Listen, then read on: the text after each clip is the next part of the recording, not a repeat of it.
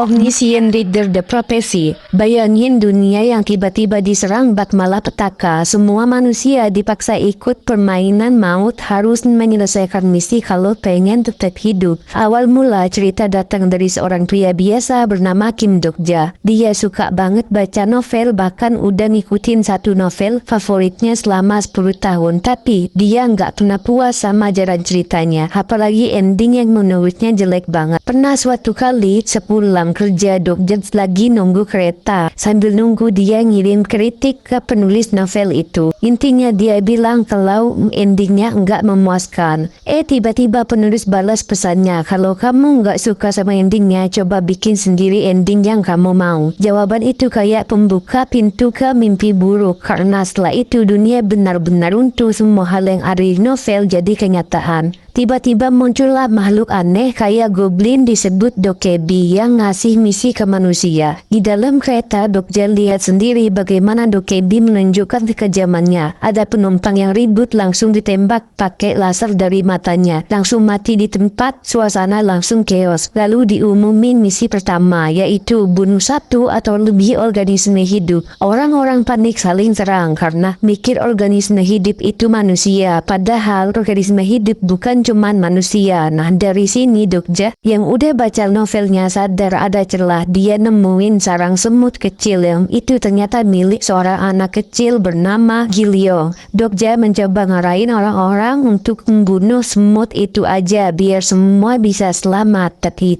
di tengah situasi itu Dokja malah melihat seorang nenek kenalannya dipukulin habis-habisan sama penumpang lainnya. Hatinya gak tega, dia mencoba negosiasi dengan mengatakan, kalian semua bisa hidup, cukup bunuh 2 ekor semut ini. Sayangnya laki-laki tersebut tidak menerima negosiasi itu. Dia malah mukul balik Dokja sampai jatuh. Tapi di posisi jatuh itu Dokja melihat sesuatu. Ternyata masih ada banyak semut di dalam sarang itu. Langsung saja dia bunuh semua semutnya. Hasilnya Dokja mendapat 3000 koin yang dia langsung pakai buat upgrade stamina biar bisa lebih kuat. Akhirnya Dokja berhasil melawan laki-laki tersebut. Namun dia tetap terlambat nolong nenek itu. Waktunya habis, neneknya lenyap begitu saja barengan dengan pria yang tadinya mukulin nenek tersebut. Namun pria tersebut itu ternyata adalah karakter penting yang seharusnya masih hidup di dalam novel aslinya. Artinya Dokja sudah mulai mengubah jalan cerita yang seharusnya. Setelah itu Dokja ngumpulin orang-orang yang masih selamat dari misi pertama. Dia nyuruh mereka semua keluar dari kereta kalau pengen hidup. Terutama Dokja meminta seorang tentara yang bernama Lee Hyun Sok untuk segera keluar. Tapi ada satu anak kecil yang nangis karena semua semut peliharaannya mati, yaitu Gilyong. Enggak tega lihat Gilyong sendirian, Dokja gendong dia sambil bawa kabur. Di tengah pelarian muncullah sosok yang selama ini jadi idolanya di novel, Yu Jung Hyuk, karakter utama yang Dokja kagumi, yang selalu dia harap bisa jadi sekuat dia. Dokja senang langsung mengenalin dirinya dan ngajak Yu Jung Hyuk buat kerjasama. Tapi ternyata realitas gak seindah imajinasinya. Bukan nerima, Yu Jung Hyuk malah dorong Dokja sampai jatuh begitu saja. Setelah pertarungan sengit, Dokja sempat jatuh dan tertelan ke dalam perut monster raksasa. Untungnya dia masih hidup di dalam sana. Dokja mendapat misi bertahan hidup, membunuh monster itu dari dalam. Masalahnya ia tidak punya alat dan koinnya juga habis. Saat itu muncul Lee Hyung, sang Dokebi. Ia terkejut sekaligus kagum melihat Dokja ternyata masih bertahan hidup. Kesempatan itu langsung dimanfaatkan Dokja. Dengan kecerdikannya ia merayu Lee Hyung untuk bekerja sama. Dokja tahu Dokebi menyukai tontonan seru layaknya siaran langsung, maka ia menawarkan kesempatan biarkan aksinya melawan monster disiarkan lewat start stream. Jika penonton naik, Lee Hyung pun juga untung. Lee Hyung akhirnya setuju dengan tawaran tersebut dan memberi Dokja koin serta perlengkapan. Dengan strategi matang, Dokja berhasil membunuh monster tersebut dan ia mendapatkan hadiah yaitu 9.000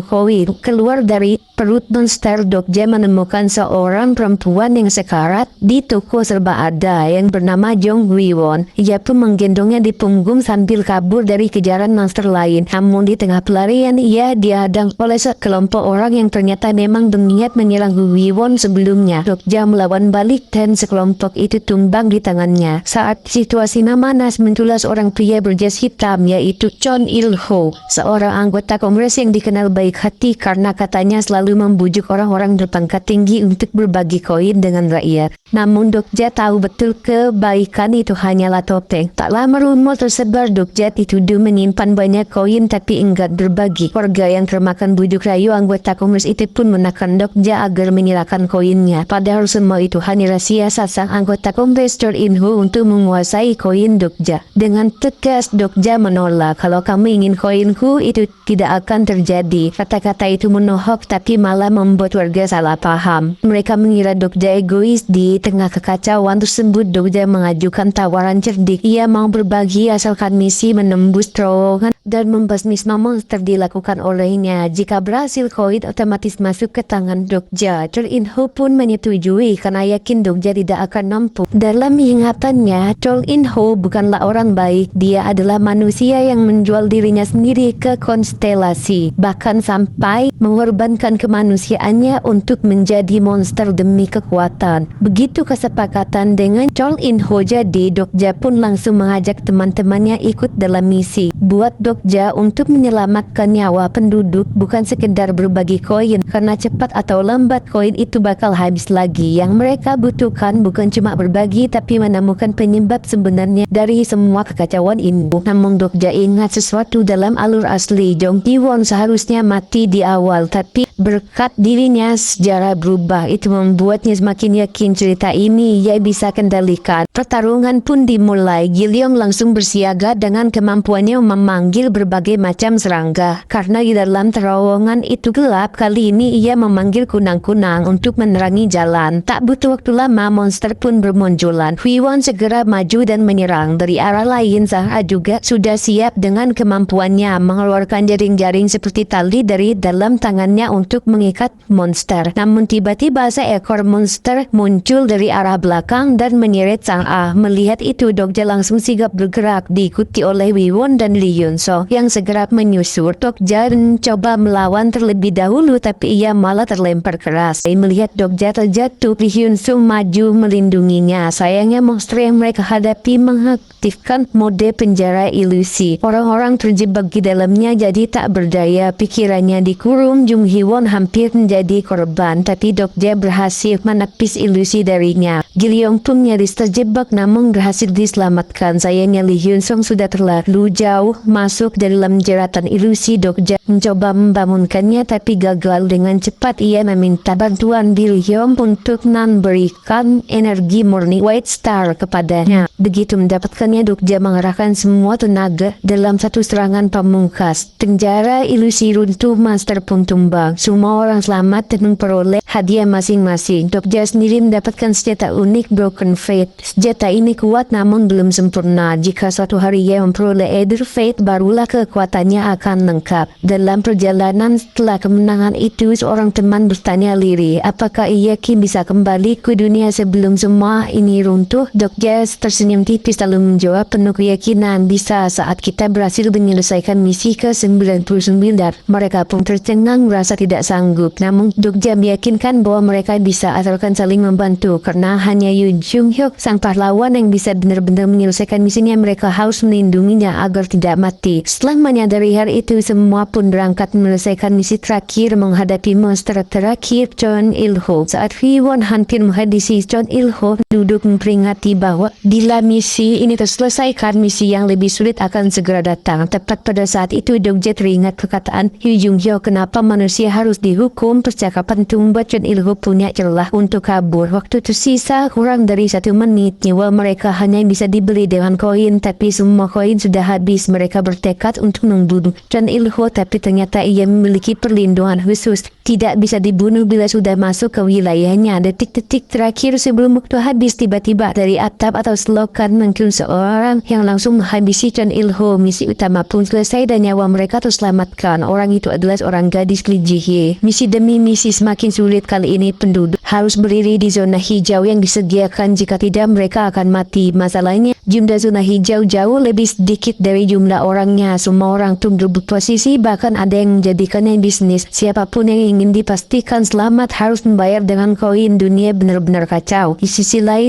Tim Dokja berusaha mencari cara agar bisa selamat bersama-sama, namun tiba-tiba Lee Ji-hye datang dan menyampaikan pesan dari Yu Jung-hyuk untuk Dokja. Pesan jelas, jika Dokja ingin selamat, dia harus meninggalkan teman-temannya dan bertahan sendiri bersama Yu Jung-hyuk. Pesan itu membuat Dokja goyah, ingatannya kembali pada masa sekolahnya ketika segerombolan pembuli memaksanya memukul temannya. Jika tidak, dia sendirilah yang akan dipukul. Namun Dokja waktu itu memilih melawan arus, menolak memukul dan mengajak temannya pergi. Sayangnya temannya justru memilih memukul Dokja demi menyelamatkan dirinya sendiri. Ingatan pahit itu membuat Dokja ragu. Akhirnya Dokja memilih zona hijau untuk dirinya sendiri. Ia berkata pada teman-temannya untuk merebut tempat orang lain jika mereka ingin selamat. Temannya merasa Dokja berubah dan meninggalkannya. Di tengah kekacauan itu, Dokebi bernama Biryu muncul. Ia merasa semua orang belum cukup putus asa, lalu mengumumkan bahwa monster akan muncul lebih cepat. Seketika monster-monster menyerang. Dokja yang sempat muncul sendiri akhirnya berlari menyusul teman-temannya. Mereka kembali bertarung bersama. Ada satu zona hijau tersisa tepat di samping Yu Jung-hyuk. Dokja meminta Jung-hyuk pindah karena tanpa zona hijau pun dia bisa bertahan. Tapi Jung-hyuk menolak. Ia malah menyuruh Dokja meninggalkan Gilyeong jika ia ingin selamat. Namun Dokja tak sanggup melakukan itu. Ia memilih tetap menyelamatkan Gilyeong lalu berlari mencari tempat lain. Sayangnya jumlah monster semakin banyak. Dalam keadaan terdesak, Dokja memakan sebuah permata biru. Permata itu membuatnya terjebak dalam penjara ilusi. Cukup berbahaya, tapi setidaknya bisa menyelamatkannya dari serangan monster. Di dunia ilusi, Dokja bertemu kembali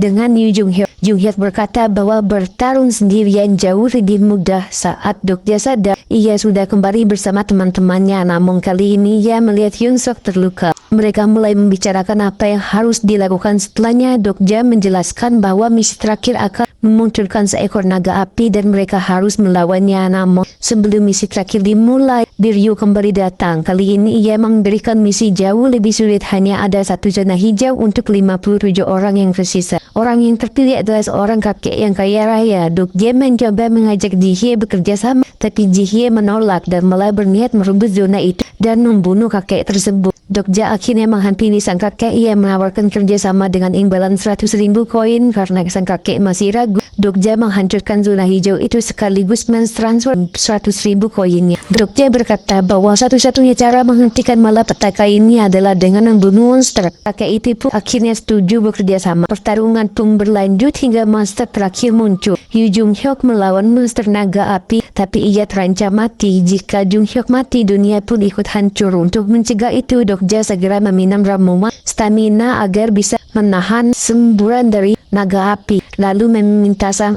membantunya menarik Jung-hyuk keluar. Namun Gilyeong yang khawatir pada Dokja ikut maju. Ia memanggil serangga raksasa untuk melawan naga api. Hidungnya berdarah membuat sang maju menggunakan kemampuannya, yaitu mengeluarkan tali dari tangannya, membantu Dokja naik ke tubuh naga hingga mencapai jantungnya. Hui Won juga membantu, tapi Hui Won dan Dokja terlempar. Saat situasi kritis, Yu Jung-hyuk bangkit kembali berkat regenerasi. Ia melancarkan serangan pamungkas dengan kekuatan penuhnya, berhasil merusak jantung naga. Tapi akibatnya ia terjebak dan hampir ikut terbakar bersama monster itu. Di momen penentu itu, Dokja mengangkat pedang cacatnya Broken Fate. Ia menyatukan dengan Ether Fate hingga pedang itu menjadi pedang yang sempurna. Dengan kekuatan penuh, Dokja menusuk jantung naga api. Serangan itu berhasil menghancurkan naga dan mengakhiri malapetaka. Penduduk yang tersisa akhirnya selamat. Dunia pun kembali normal. Tanpa disangka, Yu Jung-hyuk juga kembali hidup dan ia menatap Dokja dengan senyuman tipis. Ending ini menunjukkan sebuah pesan, berjuang sendiri memang terasa lebih mudah. Tapi sejatinya di saat kita berada di ujung tanduk, yang membuat kita tetap hidup adalah orang-orang di samping kita yang berjuang bersama. Cerita ini mengharukan, bukan? Jika kalian suka konten ini, jangan lupa klik like-nya dan jangan lupa tinggalkan di seperti kritik dan saran maupun celotehan kalian tentang film ini. Komentar di kolom komentar. Sampai jumpa di cerita selanjutnya.